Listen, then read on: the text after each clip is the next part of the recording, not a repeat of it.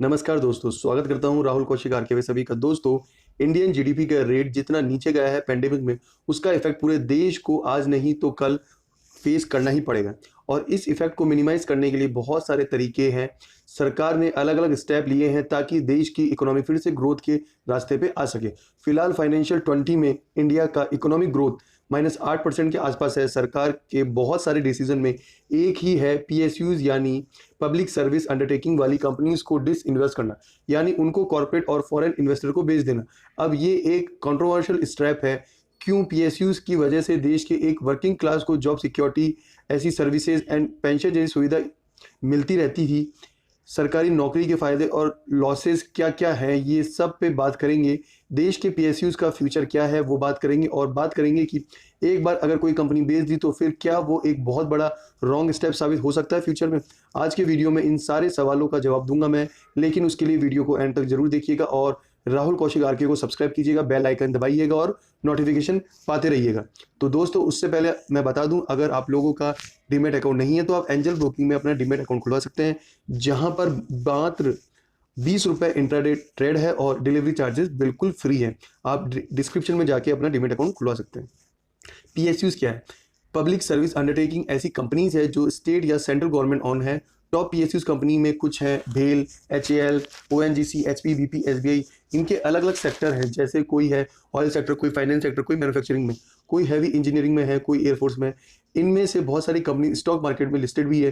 PSUs का सबसे बड़ा फायदा यह है कि जब सरकार को देश का इंफ्रास्ट्रक्चर बनाने के लिए कोई कंपनी का टाइप करना की जरूरत पड़ती है, जैसे डिफेंस सेक्टर में अगर होम ग्रोन टैंक्स या एयरक्राफ्ट बनाना है तो सरकार हाल या फिर इसरो के पास जाती है। इसको फायदा ये है कि पीएसयूज को कॉन्ट्रैक्ट देने के देश का पैसा देश के अंदर ही रहता है और देश में एम्प्लॉयमेंट जनरेट होता है, यानी दोनों तरफ से गवर्नमेंट को ही फायदा है और देश के विकास भी होता है।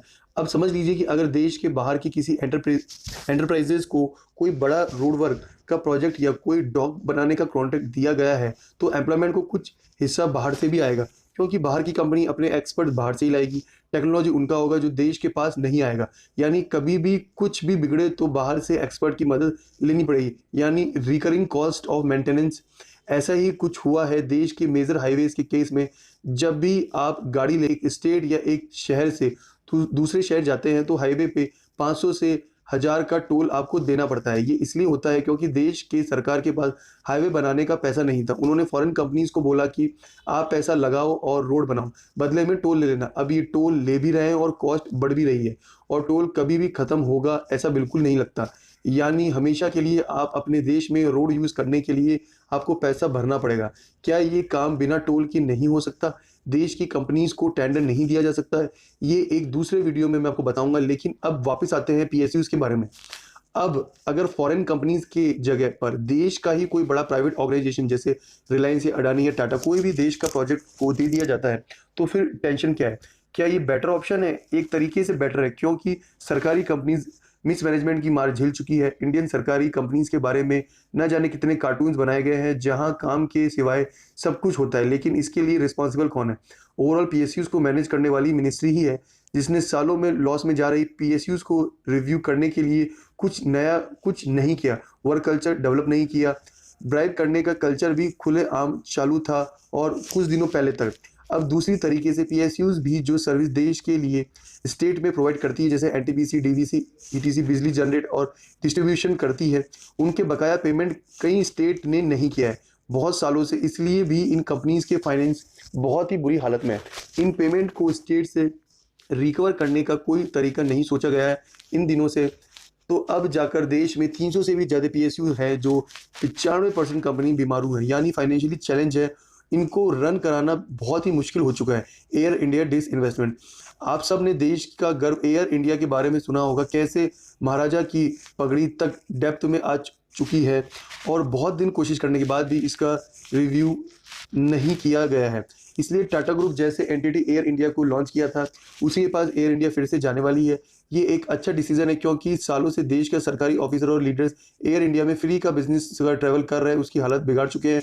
कॉर्पोरेट के हाथों में गई। एटलीस्ट गवर्नमेंट ठीक से होगा, बैलेंस शीट ठीक से मेंटेन होगा और फ्री राइड मिलना तो बंद हो जाएगा। इसलिए जो लोग एयर इंडिया गया बोल के रो रहे हैं उनको डाउट सही नहीं है, लेकिन क्या हर एक कंपनी जो लॉस में चल रही है उसको डिसइन्वेस्टमेंट करना या बेच देना ठीक होगा?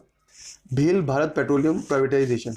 इकोनॉमी की मार झेल चुकी इंडियन गवर्नमेंट के अपने 2020 के बजट में 2.1 ट्रिलियन रुपीस राइज करने का टारगेट था प्राइवेटिज्म के जरिए। अब ये टारगेट पूरा करने के लिए भेल, बीपी जैसे कंपनीज को बेचने का प्लान किया गया है। इसको छोड़ के नीति आयोग भी एक ऐसी लिस्ट बना रही है जिसमें बीमारू पीएसयूज को बेच देने का प्लान किया जाएगा और कुछ लॉस में चल रहे पीएसयूज को प्राइवेटाइज किया जाएगा एयर इंडिया की तरह। इसी बीच भेल का Q2 रिजल्ट 2020 आया जिसमें उन्होंने 270 करोड़ का लॉस दिखाया।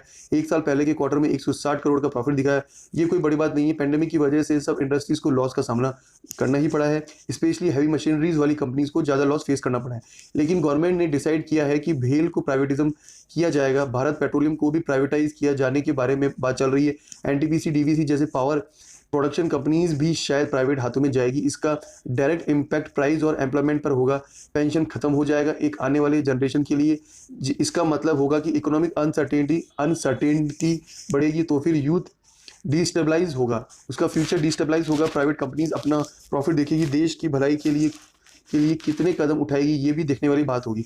लेकिन ओवरऑल पब्लिक के मन में ये बात जरूर रहेगी कि शायद आने वाले दिनों में इंडिया में एक अच्छी सरकारी नौकरी ना रहे। आईएएस, आईपीएस एंड 1 या 2 बैंक्स को छोड़ के प्राइवेट कंपनीज आनंद ऑटोमोबाइल को यूज़ करके पैसा बेचने के लिए तो एम्प्लॉयमेंट जनरेट बहुत ही कम होगा। अगर प्राइवेट कंपनीज जिनके पास इन सब डोमेन में ऑपरेट करने का कोई एक्सपीरियंस है ही नहीं, उनके प्लान्स भी फेल हो जाएंगे तो ये कंपनीज परमानेंटली बंद हो गए तो फिर देश में भी फ्लाइट जैसा ही हाल होने वाला है। हैवी इंजीनियरिंग का कोई कंपनी रहेगी नहीं।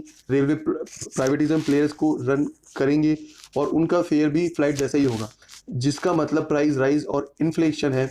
इसको टैकल करने के लिए अगर गवर्नमेंट ने अभी कोई प्लान नहीं बनाया तो बेचने के चक्कर में ऐसा ना हो कि एक दिन आपके पास बोलने के लायक एक भी इंडस्ट्री ना बचे, खाना बनाना और बेचने के सिवाय। तो दोस्तों, मैंने एक बहुत ही इंपॉर्टेंट टॉपिक को कवर किया है इसमें। उम्मीद करता हूँ आप लोगों को ये वीडियो अच्छा लगा होगा। वीडियो को शेयर कीजिएगा दोस्तों, लाइक कीजिएगा और राहुल कौशिक आरके को सब्सक्राइब कीजिएगा दोस्तों। धन्यवाद।